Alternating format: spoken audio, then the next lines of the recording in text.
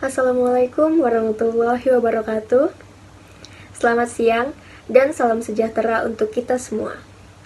Saya ucapkan selamat siang juga untuk Ibu Ruri Muslifar, SPD MPD, selaku dosen pengampu mata kuliah Perkembangan Peserta Didik. Dan teman-teman semuanya apa kabar? Semoga kita semua sehat-sehat selalu. Amin. Sebelumnya, perkenalkan kami dari kelompok 7 dari Program Studi Pendidikan Ekonomi, Fakultas Keguruan dan Ilmu Pendidikan Universitas Mula Warman. Nama saya Gina Febriana dengan NIM 2105066015 selaku moderator dari kelompok saya pada kesempatan presentasi siang hari ini. Pada presentasi siang hari ini, kelompok kami akan menyampaikan tugas tentang karakteristik perkembangan kepribadian masa kanak-kanak dan masa remaja, serta implikasinya dalam pendidikan. Bagaimana proses perkembangan peserta didik dan implikasinya pada pendidikan? Langsung saja akan teman-teman saya jelaskan seperti berikut ini. Assalamualaikum warahmatullahi wabarakatuh. Perkenalkan, nama saya Seri Ningsi, NIM 2105066007. Saya sebagai pembaca materi pertama yang akan menjelaskan mengenai pengertian masa kanak-kanak dan juga karakteristik pada anak-anak di usia 0 sampai 5 tahun. Pertama, yaitu pengertian masa kanak-kanak. Masa anak-anak merupakan masa di mana anak mulai mengalami proses pertumbuhan dan perkembangan yang pesat dalam berbagai aspek kehidupan selanjutnya. Montessori, salah satu ahli, mengatakan bahwa pada rentang usia lahir sampai 6 tahun, anak mengalami masa keemasan atau yang disebut dengan the golden years, di mana pada masa anak ini mulai peka dan sensitif untuk menerima berbagai rangsangan. Masa peka terhadap masing-masing anak berbeda-beda seiring dengan laju pertumbuhan secara individualnya.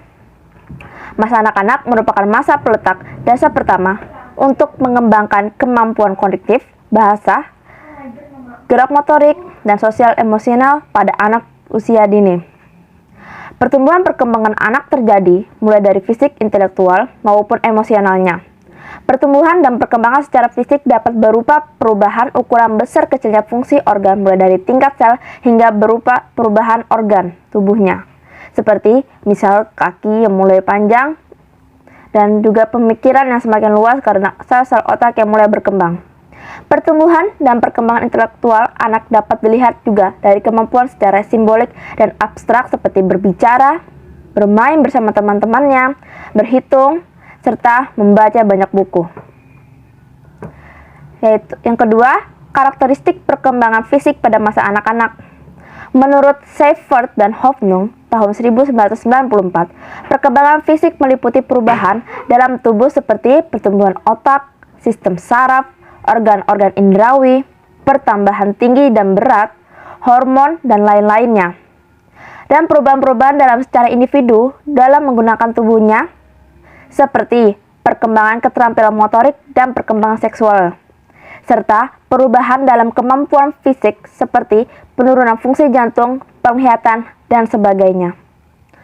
Teori perkembangan fisik dikemukakan oleh Gassel dan Ames tahun 1940, Sela Illingsworth tahun 1983, perkembangan fisik mencakup berat badan, tinggi badan, termasuk perkembangan motorik anak-anak. Dalam pendidikan, pengembangan anak mencakup kekuatan, ketahanan, kecepatan, dan keseimbangan bagi anak-anak itu. Jenis-jenis perkembangan peserta didik itu juga dibagi, yaitu yang pertama, continuity atau keberlanjutan, yakni perkembangan dari yang sederhana ke arah yang kompleks sejalan dan bertambahnya usia anak. Yang kedua, uniform sequence atau kesamaan tahapan, yakni perkembangan yang memiliki tahapan yang sama untuk semua anak meskipun kecepatan anak untuk mencapai tahapan itu berbeda. Yang ketiga, maturity kematangan, yakni suatu perkembangan yang ada peserta didik yang dipengaruhi oleh pengembangan sel saraf mereka. Selanjutnya yang keempat, from general to specific process atau proses dari umum ke khusus, yakni suatu perkembangan yang dimulai dari gerak yang bersifat umum kepada gerak yang bersifat khusus. Kelima, dari gerak refleks bawaan ke arah terkoordinasi, yakni suatu perkembangan yang dimiliki peserta didik dimulai dari garis refleks bawaan semenjak lahir ke aneka gerak yang terkoordinasi dan bertujuan. Kemudian yang keenam yaitu cephaloccaudal direction, yakni suatu perkembangan yang ditandai dengan bagian yang mendekati kepala berkembang lebih cepat dari bagian yang mendekati ekor. Kemudian yang ketujuh, proximodistal, yaitu perkembangan yang ditandai dengan bagian yang mendekati bagian sumbu tubuh berkembang terlebih dahulu dibanding yang lebih jauh.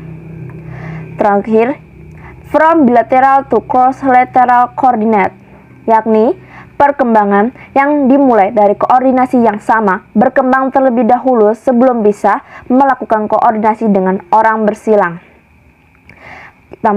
Kita lihat dari segi pertumbuhan dan perkembangan fisiknya. Pada usia sekolah dasar merupakan periode pertumbuhan fisik yang lambat dan relatif seragam sampai mulai terjadi perubahan pubertas. Kira-kira 2 tahun menjelang anak menjadi matang secara seksual, pada saat mana pertumbuhan berkembang pesat. Masa ini juga sering disebut sebagai periode tenang sebelum pertumbuhan yang cepat menjelang fase remaja. Hal ini tidak berarti bahwa pada masa ini tidak terjadi proses pertumbuhan fisik yang berarti. Di sini saya akan menjelaskan karakteristik masa anak-anak di umur 0 sampai 5 tahun.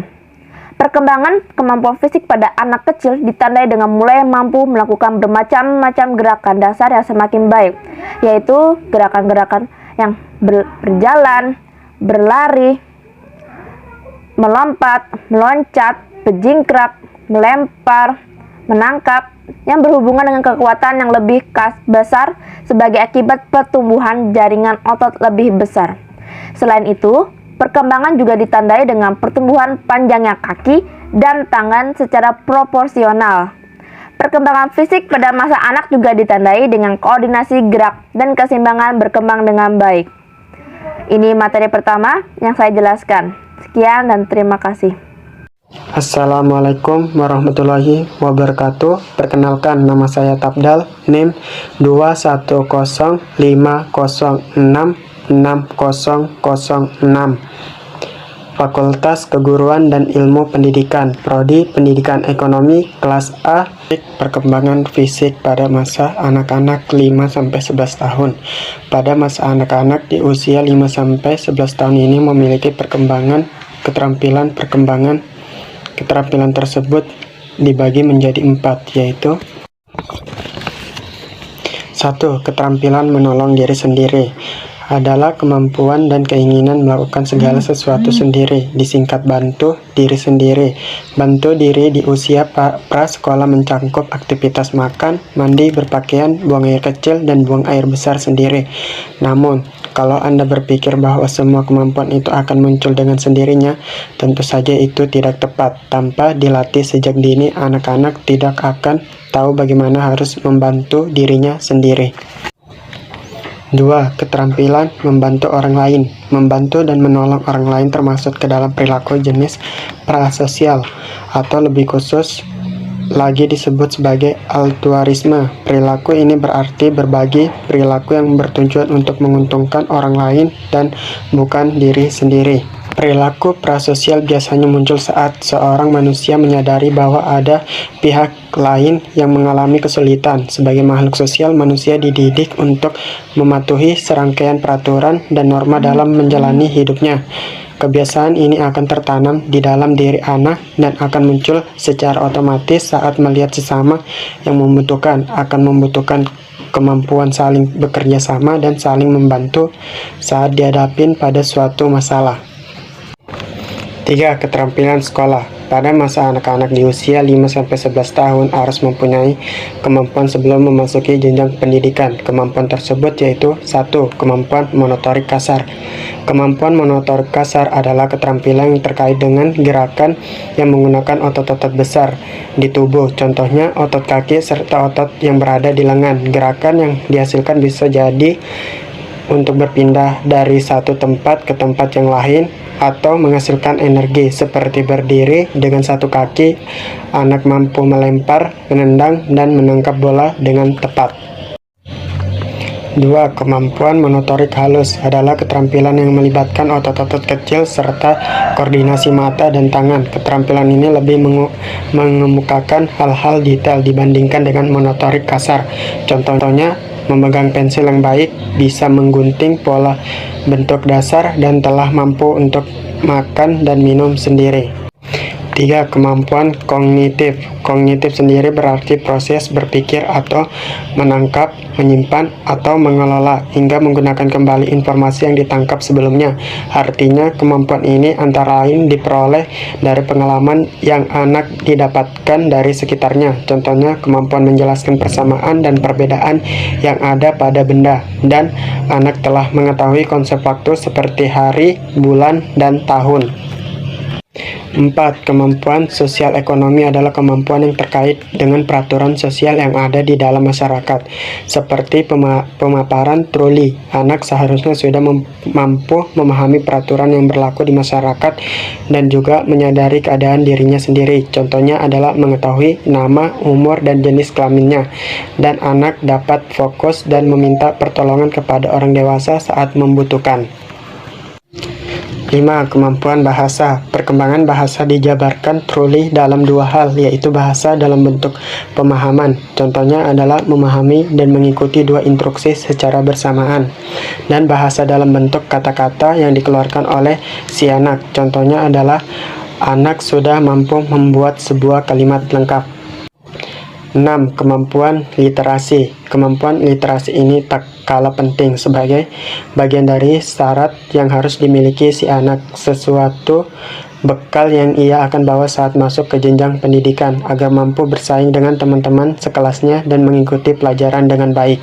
7. Kemampuan berhitung. Kemampuan berhitung mendasar juga sudah harus dimiliki oleh si anak kala ia hendak masuk sekolah. Contohnya, anak telah mengenal dan bisa menulis angka 1-10. 4. Keterampilan bermain. Bermain merupakan aktivitas yang membuat mood anak menjadi senang. Tanpa disadari, anak menjadi senang. Melalui kegiatan bermain yang menyenangkan, anak lebih mudah dalam menyerap banyak hal untuk perkembangannya. Tugas utama anak usia dini adalah bermain. Dengan bermain menggunakan permainan yang tepat, anak dapat meningkatkan keterampilan bahasa dan komunikasi, kognitif, keterampilan sosial, dan keterampilan fisik serta motorik. Perlu diingat pentingnya permainan yang tepat untuk masing-masing usia untuk mengoptimalkan tumbuh kembang anak. Faktor yang mempengaruhi perkembangan pada masa kanak-kanak.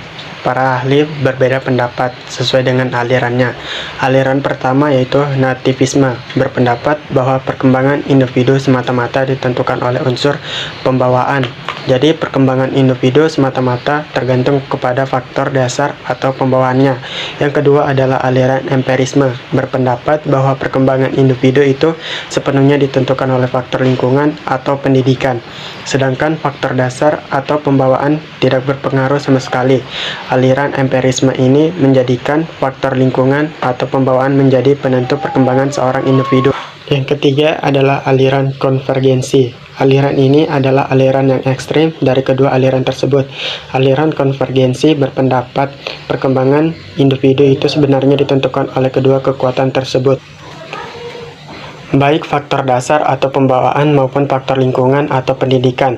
Keduanya secara konvergen akan menentukan atau mewujudkan perkembangan seorang individu. Selanjutnya, Ki Hajar Dewantara, tokoh pendidikan nasional, juga berpendapat perkembangan individu ada dua yang mempengaruhi, yaitu faktor internal dan faktor eksternal. Faktor internal adalah dasar atau pembawaan, sedangkan faktor eksternal yaitu lingkungan atau pendidikan. Yang A. Inteligensi. Inteligensi merupakan faktor yang terpenting. Kecerdasan yang tinggi disertai oleh perkembangan yang cepat. Sebaiknya jika kecerdasan rendah, maka anak akan terbelakang dalam pertumbuhan dan perkembangannya. Contohnya, perkembangan anak terutama dalam perkembangan berjalan dan berbicara. Yang B. Seks atau jenis kelamin. Perbedaan perkembangan antara kedua jenis kelamin tidak tampak jelas. Yang nyata kelihatannya adalah kecepatan dalam pertumbuhan jasmani. Contohnya, pada waktu lahir, anak laki-laki lebih besar daripada anak perempuan, tetapi anak perempuan lebih cepat perkembangannya dan lebih cepat pula dalam mencapai kedewasaannya daripada anak laki-laki. Anak perempuan pada umumnya lebih cepat mencapai kematangan seksnya kira-kira 1 atau 2 tahun lebih awal, dan fisiknya juga tampak lebih cepat besar daripada anak laki-laki. Hal ini terlihat jelas pada anak umur 9 sampai 12 tahun. Yang C, kebangsaan atau ras. Contohnya adalah anak-anak dari ras Laut Tengah tumbuh lebih cepat dari anak-anak Eropa sebelah timur, sedangkan anak-anak Negro dan Indian pertumbuhan tidak terlalu cepat dan dibandingkan dengan anak-anak kulit putih dan kuning. Assalamualaikum warahmatullahi wabarakatuh. Perkenalkan, nama saya Ida Lestari, NIM 21050666032, Fakultas Keguruan dan Ilmu Pendidikan, Prodi Pendidikan Ekonomi. Saya di sini sebagai pembaca materi ketiga. D. Posisi dalam keluarga. Kedudukan anak dalam keluarga merupakan keadaan yang dapat mempengaruhi perkembangan anak kedua dan anak ketiga dan sebagainya. Pada umumnya, perkembangannya lebih cepat dari anak yang pertama. Anak bungsu biasanya karena dimanja dan perkembangannya lebih lambat. Dalam hal ini, anak tunggal biasanya perkembangannya mentalitasnya cepat karena pengaruh pergaulan dengan orang-orang dewasa lebih besar. E. Makanan. Pada tiap-tiap usia, terutama pada usia yang sangat muda, makanan merupakan faktor yang penting peranannya dalam pertumbuhan dan perkembangan. Bukan saja makanannya, tetapi isinya yang cukup banyak mengandung gizi yang terdiri dari berbagai vitamin. Kekurangan gizi atau vitamin dapat menyebabkan gigi rapuh, penyakit kulit, dan penyakit lainnya. F. Luka dan penyakit. Luka dan penyakit jelas pengaruhnya kepada perkembangan, meskipun terkadang hanya sedikit dan hanya menyangkut perkembangan fisik saja. G. Hawa dan sinar. Hawa dan sinar pada tahun-tahun pertama merupakan faktor yang penting. Terdapat perbedaan antara anak-anak yang kondisinya lingkungannya baik dan lingkungannya yang buruk. H. Kultur atau budaya. Penyelidikan Dennis di kalangan orang-orang Amerika dan Indiana menunjukkan bahwa sifat pertumbuhan anak-anak bayi dari kedua macam kultur adalah sama.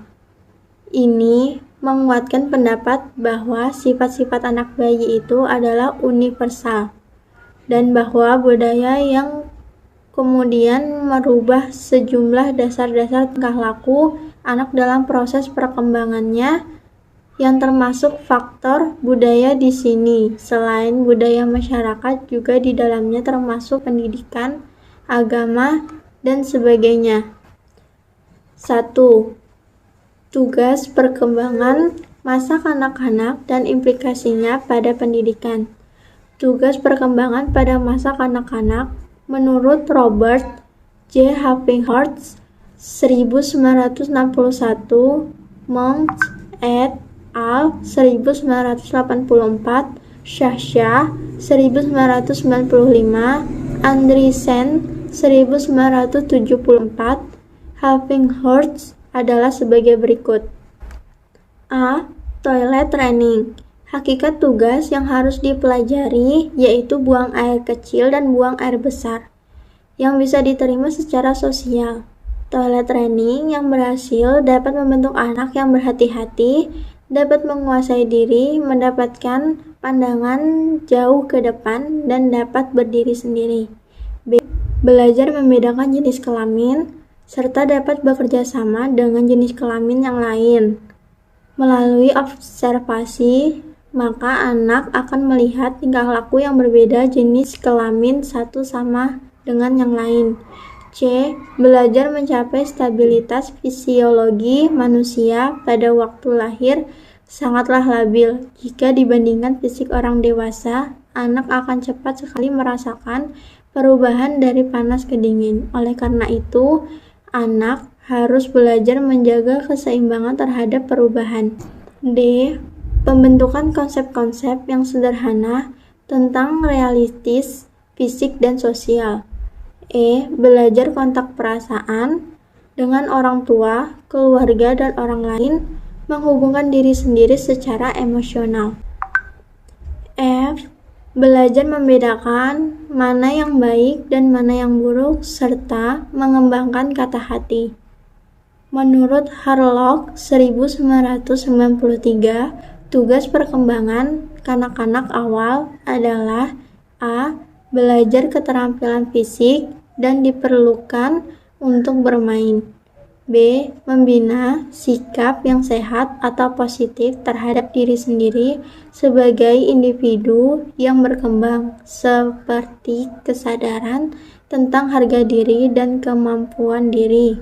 C. Bergaul dengan teman-teman sebayanya sesuai dengan etika yang mulai berkembang di masyarakat. D. Belajar memainkan peran sesuai dengan jenis kelamin. Mengembangkan dasar-dasar keterampilan membaca, menulis, dan menghitung. Assalamualaikum warahmatullahi wabarakatuh. Nama saya Salwa Nurul Aisyah dari kelas A dengan NIM 21050660014. F. Mengembangkan konsep-konsep yang diperlukan dalam kehidupan sehari-hari. G. Mengembangkan sikap objektif baik positif maupun negatif terhadap kelompok atau masyarakat. H. Belajar mencapai kemerdekaan dan kebebasan pribadi sehingga menjadi diri sendiri, mandiri dan bertanggung jawab. Tugas pengembangan pada masa kanak-kanak menurut Robert adalah sebagai berikut. A. Mempelajari keterampilan fisik yang diperlukan untuk permainan-permainan yang umum. B. Membangun sikap yang sehat mengenai diri sendiri sebagai makhluk yang sedang tumbuh. B. Belajar menyesuaikan diri dengan teman-teman seusianya. D. Mengembangkan peran sosial pria atau wanita yang tepat. E. Mengembangkan keterampilan-keterampilan yang diperlukan untuk kehidupan sehari-hari. F. Mengembangkan pengertian-pengertian yang diperlukan untuk kehidupan sehari-hari. G. Mengembangkan hati nurani, pengertian moral, tata dan tingkatan nilai. H. Mengembangkan sikap terhadap kelompok-kelompok, sosial dan lembaga. I. Mencapai kebebasan pribadi. E. Karakteristik perkembangan kepribadian masa remaja serta implikasinya dalam pendidikan. 1. Pengertian masa remaja. Perkembangan manusia merupakan suatu proses sepanjang kehidupan dari pertumbuhan dan perubahan fisik, perilaku, kognitif, dan emosional. Salah satu periode dalam perkembangan adalah masa remaja. Kata remaja berasal dari kata adolescer yang berarti tumbuh ke arah kematangan. Pada tahun 1974, menurut WHO, remaja adalah suatu masa di mana A. Individu berkembang dari saat pertama kali ia menunjukkan tanda-tanda seksual sekundernya. Sampai saat ini, ia mencapai kematangan seksual. B.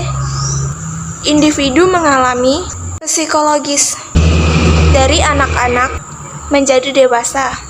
C. Terjadi peralihan dan ketergantungan sosial ekonomi yang penuh kepada keadaan relatif lebih mandiri. 2. Karakteristik pengembangan fisik pada masa remaja. Menurut Hall 2011, masa remaja merupakan masa storm and drang atau topan dan badai. Masa penuh emosi dan ada kalanya emosinya meledak-meledak, yang muncul karena adanya pertentangan nilai-nilai. Emosi yang menggebu-gebu ini ada kalanya menyulitkan, baik bagi si remaja maupun bagi orang tua atau orang dewasa di sekitarnya. Namun emosi yang menggebu-gebu ini juga bermanfaat bagi remaja dalam upayanya menemukan identitas diri. Reaksi orang-orang di sekitarnya akan menjadi pengalaman belajar bagi si remaja untuk menentukan tindakan apa yang kelak akan dilakukannya. Assalamualaikum warahmatullahi wabarakatuh. Perkenalkan, nama saya Adila dengan NIM 2105066033. Crowley tahun 2011 menyatakan bahwa perubahan sosial yang penting pada masa remaja mencakup peningkatan pengaruh teman sebaya, pola perilaku sosial yang lebih matang, pembuatan kelompok sosial baru, dan munculnya nilai-nilai baru dalam memilih teman dan pemimpin, serta nilai dalam penerimaan sosial. Jane Piaget dan Henry Stack Sullivan menyarankan agar anak-anak dan remaja dilihat melalui interaksi timbal balik antara teman sebaya dengan yang lain. Sullivan percaya bahwa teman memainkan peran penting dalam bentuk kesejahteraan anak-anak dan remaja. Minat universal paling penting pada masa remaja dapat digolongkan menjadi 7 kategori, yaitu minat rekreasi, pribadi, sosial, pendidikan, vokasional, religius, dan minat dalam simbol status. Faktor-faktor yang mempengaruhi perkembangan pada masa remaja. Di dalam kepribadian remaja ada 2 faktor yang tetap mempengaruhi, yaitu faktor luar dan faktor dalam. Namun, karena isi faktor luar selalu berubah keadaannya dan penerimaan pengaruh eksternal oleh faktor internal juga berubah sebagai akibat perkembangannya. Faktor ajar, faktor luar atau eksternal. Ada 2 golongan besar yang termasuk faktor luar yang mempengaruhi manusia, yakni golongan organis, yaitu manusia, binatang, dan tumbuh-tumbuhan, dan golongan anorganis, termasuk di dalamnya keadaan alam dan benda-benda. Faktor dalam, faktor dasar atau internal. Terdapat beberapa faktor internal dalam perkembangan kepribadian remaja. Yang pertama, perkembangan seksualitas merupakan perkembangan yang terbawa oleh perkembangan jasmani yang mendekati kesempurnaan dalam masa remaja. Matang pula lah kelenjar-kelenjar kelamin dalam dirinya bagi remaja putra maupun remaja putri. Hal ini menumbuhkan adanya desakan-desakan baru di dalam jiwa si anak, yaitu desakan yang menghendaki layanan kebutuhan seksualitas. Yang kedua, perkembangan fantasi. Perkembangan ini bermula pada fase masih kanak-kanak, tetapi arah perkembangannya berubah pada waktu remaja setelah menyaksikan tumbuhnya tubuh yang lain dari biasanya pada lawan jenisnya. Remaja putra bangga dengan kumisnya, tetapi ia tidak mengerti untuk apakah fungsi kumis itu sebenarnya. Sedangkan remaja putri bangga dengan kukunya. Keduanya saling berfantasi walaupun mereka tidak tahu manfaatnya. Hal ini berpengaruh terhadap faktor kepribadian remaja. Yang ketiga, perkembangan emosi. Perkembangan ini mulai nampak pada masa pemuda, fase negatif. Pada saat itu, emosi remaja serba tidak menentu, merasa sangat gelisah, gundah, tetapi ia tidak mengerti mengapa ia merasakan demikian.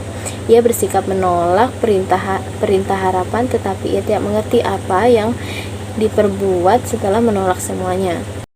Yang keempat, perkembangan kemauan atau keinginan. Perkembangan ini sedikit demi sedikit berbelok ke arah yang dibutuhkan oleh desakan jasmani dan rohaninya saat itu.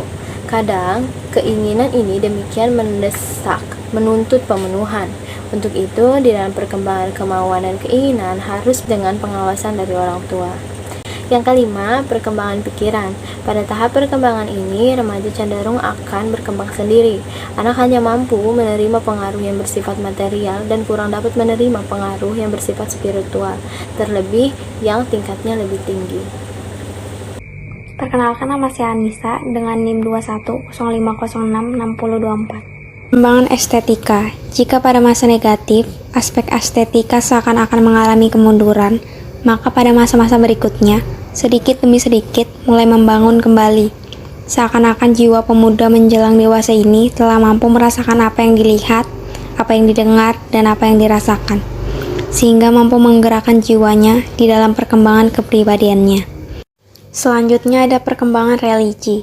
Perkembangan di dalam pribadi remaja tidak dapat menerima segala sesuatu yang berada di luar pikirannya. Ia selalu meminta bukti konkret untuk mendapatkan kebenaran, dan kebenaran harus dapat dilihatnya dengan alat indera, dengan mata, telinga, dan peraba. Setahap demi setahap, keadaan atau sikap semacam itu berkembang pula mengikuti perkembangan jiwanya, sehingga perlu adanya pendekatan terhadap agama dan kepercayaan masing-masing setiap individu. Tugas-tugas perkembangan masa remaja dan implikasinya pada pendidikan. Hurlok 1990 mengatakan, tugas perkembangan adalah tugas yang muncul pada saat atau sekitar satu periode tertentu dari kehidupan individu, dan jika berhasil, akan menimbulkan fase bahagia dan membawa keberhasilan dalam melaksanakan tugas-tugas berikutnya. Akan tetapi, jika gagal akan menimbulkan rasa tidak bahagia dan kesulitan dalam menghadapi tugas-tugas berikutnya.